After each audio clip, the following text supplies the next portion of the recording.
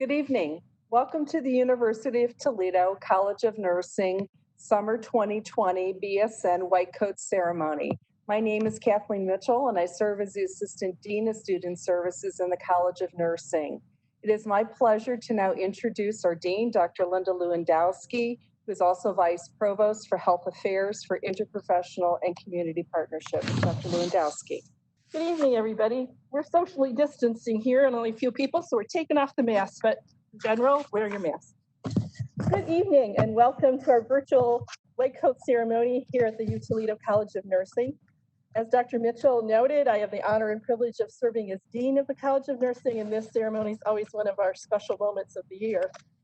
Given the times in which we live, of course, as our first priority, we have to promote the health and safety of everybody. So we're not able to be together tonight in face-to-face mode. So although this white coat ceremony is a little different in the past, it's still really a special day. This evening we've gathered not in an auditorium, but in homes and communities as faculty, staff, family members, friends, and significant others to join to witness the ceremonial entrance into the nursing profession of 102 Bachelor of Science in Nursing students. Being a nurse is, in fact, a wonderful decision. Nurses save lives and play increasingly vital roles in today's healthcare system. The advent of the COVID-19 pandemic has highlighted the important role of nurses in the healthcare system, heightening the visibility and impact of nursing in a way probably never before seen. The old notion of a nurse as handmaiden to the profession or to the physician is long gone, if it ever really existed in reality. Nursing calls for intelligent women and men who are caring and compassionate and employ complex assessment skills, critical thinking, and problem solving to, as our University of Toledo mission prescribes, improve the health condition, human condition in the region and the world. Nurses work in hospitals, clinics, schools, jails, factories, health departments, substance abuse treatment centers, hospice, daycare centers, senior centers, rural farm communities, urban metro centers, villages in Africa or South America. Nurses are everywhere, working to improve the health and well-being of individuals, families, communities, and nations across the globe. Nurses work as bedside nurses, critical care nurses, public health nurses, academic or hospital educators, researchers, consultants, health policy experts in the halls of state legislatures or Congress, and even recently as acting Surgeon General of the United States. The options for how you will make your impact as a nurse are really limitless. We know that the public appreciates the special role nurses play. The World Health Organization designated 2020 as the International Year of the Nurse and Midwife in honor of the 200th anniversary of Florence Nightingale. They had no idea at the time how prophetic the Year of the Nurse in 2020 would be. Last December, the American public again ranked nurses as the professionals with the highest honesty and ethical standards, the most trusted profession. This is an awesome distinction, and you are all going to be building your careers on this awesome legacy. So today marks a symbolic beginning. The white coat ceremony has served as a rite of passage into one's profession for several healthcare professions in recent years, and now nursing has adopted this ceremony as our rite of passage ceremony. My more mature, as they like to say, faculty colleagues will remember our capping ceremonies that for many of us marked a similar beginning. The lamp, which we symbolically have here, has also been, originating with Florence Nightingale, has also been a symbol of nursing. Nowadays, it's the white coat. The College of Nursing adopts this practice for each new nursing cohort. Today's white coat ceremony is supported by a grant received through the Arnold P. Gold Foundation and the American College Association of Colleges of Nursing. We will see that each one of you receives a pin from the Gold Foundation that bears the admonition of keeping healthcare human next time you come into lab. Nursing has a rich history. The legacy of nursing has national as well as international roots. I'm pleased now to introduce our esteemed speaker for this evening, Dr. Carrie Lee, a a professor here in our college and a nurse historian, who will take us on a journey through time, highlighting some of nursing's rich heritage and important contributions to the health and well-being of our nation and the world. Dr. Lee. Thank you, Dean Lewandowski. Welcome, students. On behalf of our faculty, I am confident in saying that you have made an excellent choice in choosing nursing. The 2020 year of the nurse and midwife gives us a wonderful opportunity to reflect upon our heritage and the possibilities of our future, a future that you will be a part of. In February of this year, I presented at an international nursing history conference in Florence, Italy, rightfully titled Florence 2020, as that is the city of her birth. Presentation topics ranged from nurses' involvement with tuberculosis management in World War I, to the origins of advanced practice nursing in the United States, to the experience of nurses in the 2017 terrorist attack in Barcelona, Spain. Attending this conference was yet another way that I can take pride in the heritage of our profession and its influence from the local to the most far-reaching of places. I was able to imagine the paths of many nurses as I listened to global scholars. With that in mind, I have framed my remarks around the word imagine. Yet again this year, as Dr. Lewandowski stated, we have ranked tops in the annual Gallup poll that describes us as the most trustworthy and reliable profession, consistently held in high regard by others. An exception to this was in 2001, when firefighters were included in the survey post 9/11, and their top ranking, of course, is both well-earned and saluted. We earn that result by always delivering on the American Nurses Association definition of our work: to protect and to promote health, to prevent illness and injury, to promote healing, to alleviate suffering, and to serve as advocates. Sounds like a tall order, right? Well, it is not more than we can do, and it's certainly not more than we have done. Imagine what has been done, and imagine what you will do. Noted historian David McAuliffe contends, history is who we are and why we are the way we are. This holds true for you. Each of you have a history, a journey of experiences, relationships, and interests that have informed your choice to be here today. His adage also holds true for our professional history. Countless men and women have advanced our cause for centuries. As you imagine your future, I hope you will take pride in a newfound connection to our fine past. Time is limited, but let's just imagine a bit about some of those who have come before you. Imagine Anna Mae Hayes, who died recently at the age of 97. From a childhood in which she practiced wrapping bandages around the legs of a kitchen table, she was inspired to join the Army Nurse Corps after the Japanese attack on Pearl Harbor. She went on to establish the first military hospital in Incheon during the Korean War, oversaw a 4,500 member nursing corps in Vietnam when trauma care was advancing, and she led the Army Nurse Corps. At a time when it was a hard sell, she pushed to advance education for military nurses and was a pioneer in removing barriers to pregnant women and to mothers in the military. Although her obituary states that there are no survivors, in one sense this is incorrect. Just imagine the legacy of leadership and commitment that she left behind for the nurses she led and the Army Corps, and the men and women who followed as future leaders. Imagine the young nurses of Boston General Hospital boarding a train in response to a 1917 massive harbor explosion in Halifax, Canada, that killed and injured thousands. Such was the gratitude of Nova Scotia that they have sent a large Christmas tree to the city of Boston in gratitude. It must have been exciting for nurses, like one of our former faculty members, Dr. Kay Courthouse, to be among the first of nurses to open a critical care unit as they emerged in the 1960s. Now common, this innovation presented exciting new opportunities for nurses as clinical experts in the delivery of complex care. As we consider contemporary disease contagions, imagine being with lay nurse Kezia DePelkin, who went toward and not away from providing care in multiple 19th century yellow fever epidemics. Many nurses' journeys are unsung and untold.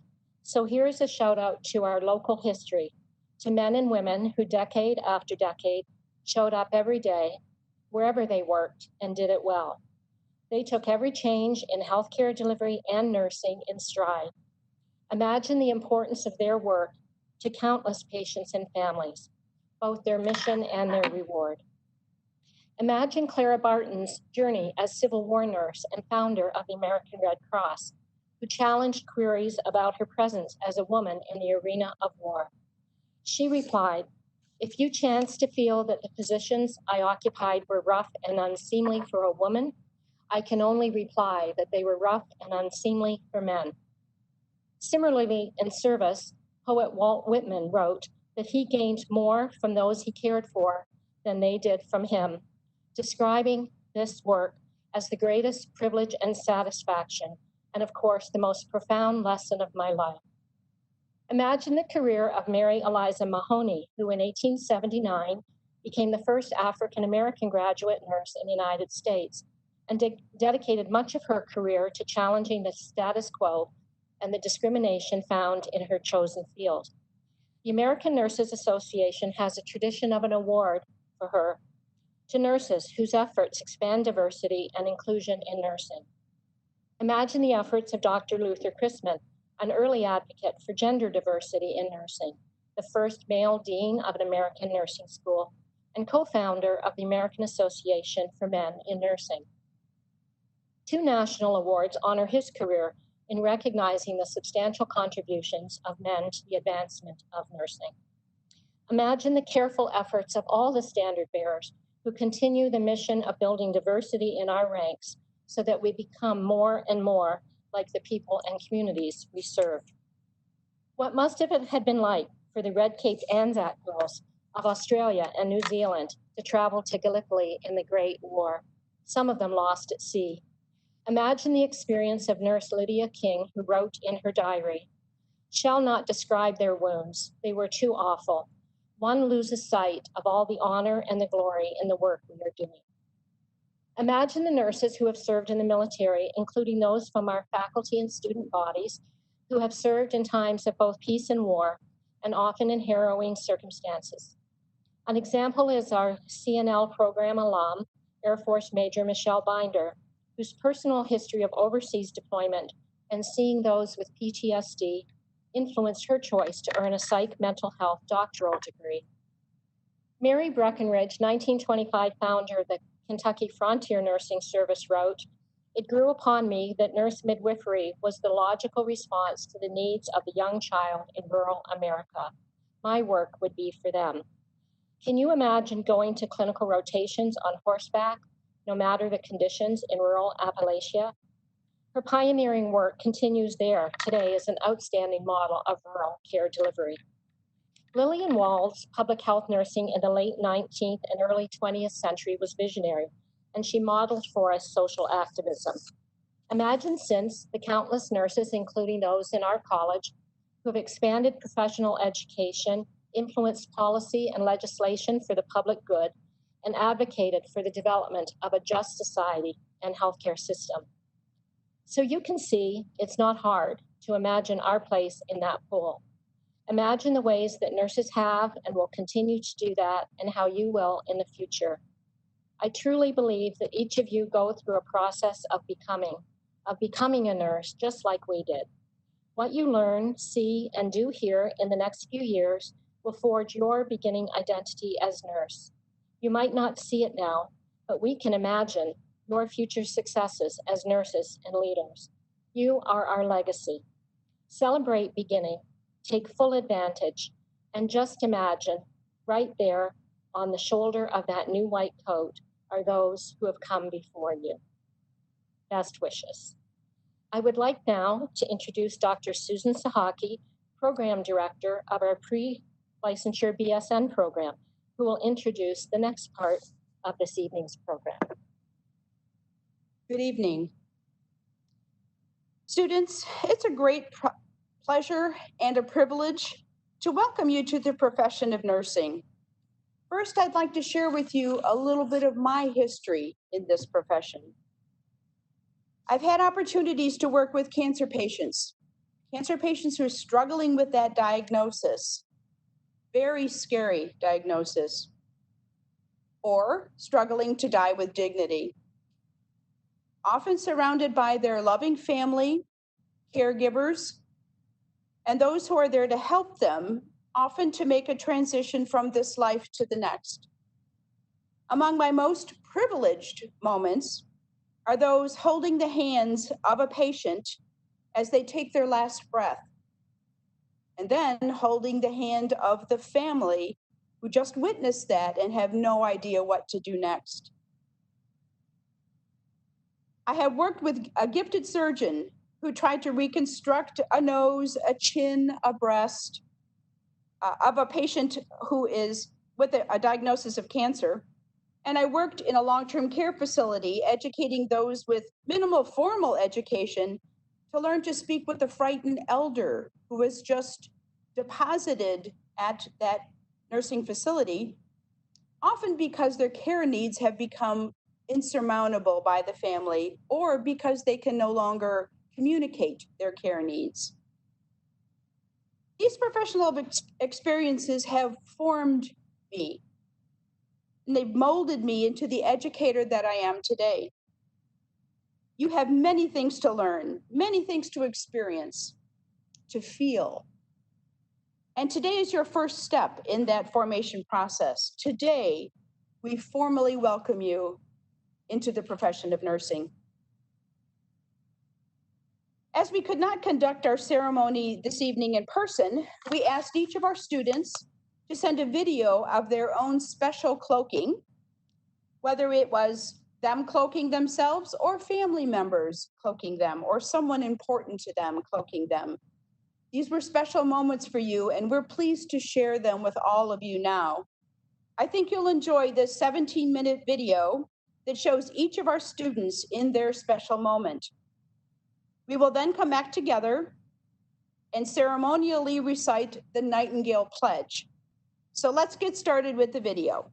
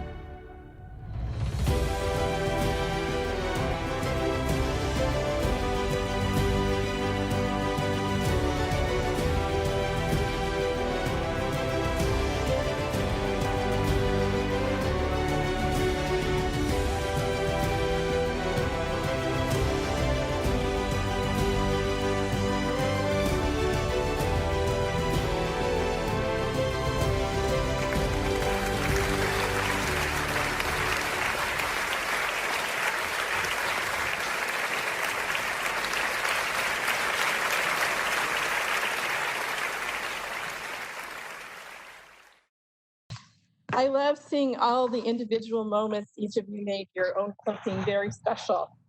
Although I didn't get to shake each of your hands and personally welcome you into the profession, I'd like to say right now to each and every one of you, welcome to nursing. Let's do a virtual applause and celebration for all of our nursing students.